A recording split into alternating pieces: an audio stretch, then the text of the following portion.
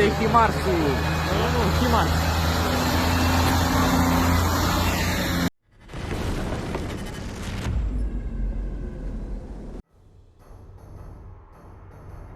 Per Russian own admission, Ukrainians control the sky around Krynky through electronic warfare and unlimited FPV drones. Ukrainian artillery, including mortars, dominates, and Russians are powerless. It seems that the Ukrainian commander Zaluzhny is trying to implement on a limited scale the necessary conditions to move from positional to maneuver warfare. Before anyone says the front line did not move much, yes, I know. There is the Dnepro to cross at scale, and Ukrainians do not have everything in place to scale up at the moment. However, the Russians continue to pour in new units. First, the 810th, and now the 104th, because the 810 that was supposed to solve the problem cannot cope. At Krynky, 200 to 300 Ukrainians are slowly advancing against 1,000 Russians. They are lions! Russian war reporter Romanov reports that Ukrainians have concentrated air defense systems near Krynky to cover their bridgehead. He mentions IRIS-T and OSA placed 2 to 3 kilometers from the coastline. He mentioned mostly 3 conditions in his white paper: air supremacy, electronic warfare to prevent Russia from seeing the battlefield, artillery to cover the advance. We are seeing all 3 conditions met in Krynky. Guess what? It is working. This is the confirmation that the Russian 104th VDV is coming with the goal to storm Krynky on the left bank. Also a testimony of Russian uneasiness and incapacity to deal with the Ukrainians.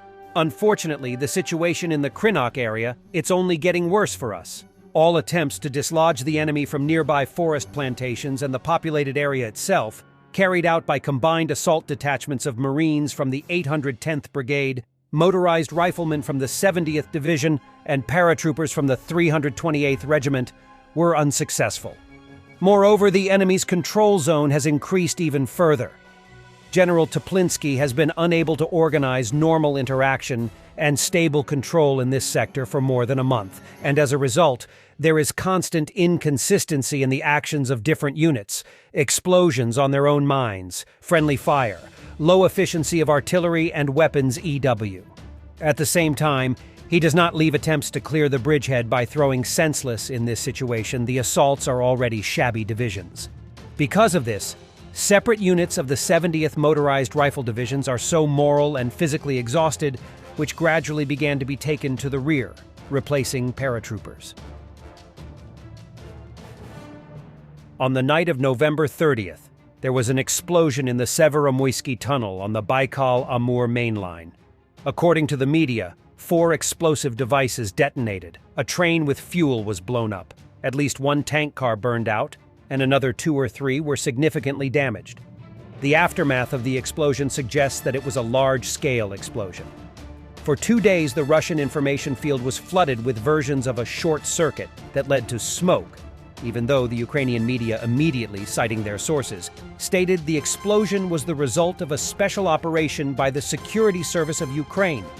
The tunnel has been out of operation since the explosion. After the blast on the only bypass route on December 1st, the only railroad corridor linking Russia and China was blocked. The Severomoysky Tunnel is the longest tunnel in the Russian Federation, 15.3 kilometers. The tunnel reduced the route through the Angarakan Pass from 57 to 23 kilometers, and the travel time from 2 hours to 25 minutes. Before the tunnel was opened, full freight trains had to be uncoupled and moved over the ridge by a circuitous route. The Severomoysky bypass, with a maximum speed of only 20 kilometers per hour, and having to be pushed by a second locomotive. Both of these routes were subject to sabotage attacks. China, implementing its transportation strategy, is betting on a corridor through Central Asian countries rather than through the Russian Federation, realizing that the Russian Federation has virtually no control over the BAM and Trans-Siberian Railway, and these routes are vulnerable to attack. Besides, if BAM is cut, Eastern Siberia will remain isolated from the Russian Federation and will literally fall into the hands of China. And thus, one of the most vulnerable infrastructural objects of the Russian Federation was attacked. Moreover, this attack is very similar to a warning attack. If the Russian Federation does not stop air attacks on Ukrainian cities with missiles and drones, we should expect even tougher asymmetric strikes. An indirect beneficiary of sabotage on the BAM is China, which closely follows the development of the situation in its historical territories, to which Russia is connected precisely by the BAM. The Federal Security Service and other special services of the Russian Federation have once again demonstrated their professional incompetence. The highest authority of the Russian Federation does not recognize the problem, preferring to lie and keep silent. Most likely, no organizational, infrastructural, and strategic conclusions will be made. Consequently, such attacks will continue. Continued successful attacks and sabotage in the deep rear of the Russian Federation is evidence that Russia is much weaker than is commonly believed. Babe, wake up! Romanians are parading HIMARS in front of the Russian embassy.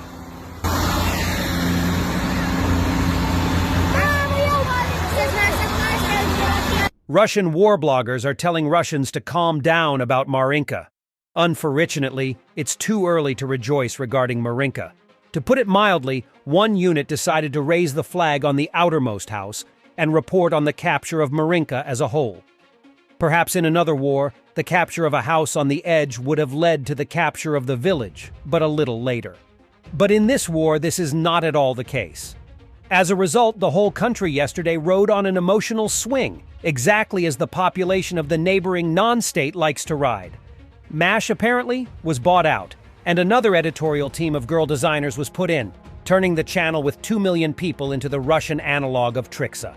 I advise you to immediately unsubscribe from this garbage dump.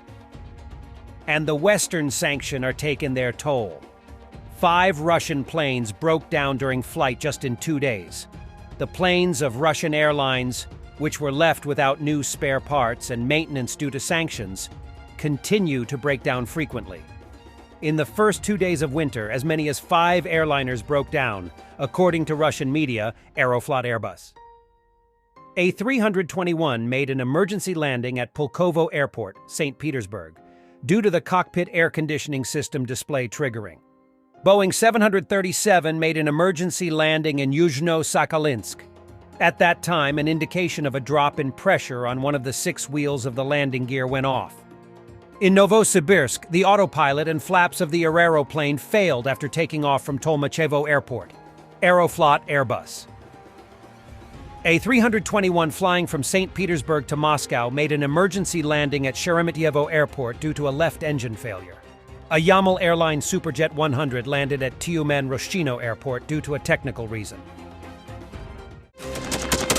Thanks for watching, and don't forget to subscribe.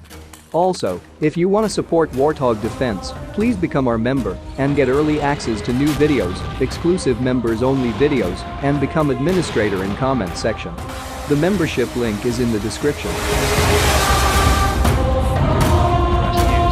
Every day. We had a guy last week, it's 6 rescues in 6 days. You know, he's doing the job every day.